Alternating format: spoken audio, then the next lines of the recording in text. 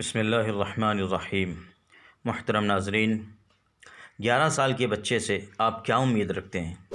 یہی نہ کہ وہ کھیل کود کے ساتھ اپنی پڑھائی پر بھی دھیان دے اور کھیل کود میں اپنا زیادہ وقت برباد نہ کریں۔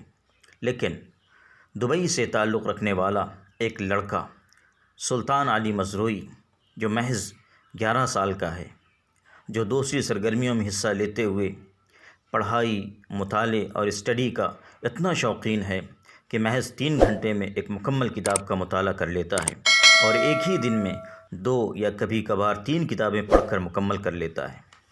کل ملا کر اس ہونہار طالب علم سلطان علی مزروعی نے 1 سال کے اندر 300 کتابیں پڑھ ڈالی ہیں، جو سیاست، فلسفہ، تاریخ، طب، ٹیکنالوجی اور مذہب سمیت دیگر مشکل موضوعات سے تعلق رکھتی ہیں۔ دوران مطالعہ جہاں کوئی مشکل لفظ یا جملہ آیا، وہاں اس بچے نے موبائل اور کمپیوٹر کی مدد سے اس مشکل لفظ یا جملے کو سمجھنے کی کوشش کی۔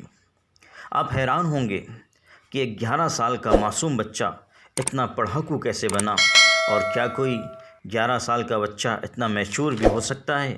ناظرین، آپ کی جانکاری کے لیے عرض ہے کہ اس بچے کی شخصیت کو بنانے اور اس کی تشکیل اور اس کے اندر ذوق مطالعہ پیدا کرنے کے پیچھے اس کے گھر کے ماحول کو دخل ہے۔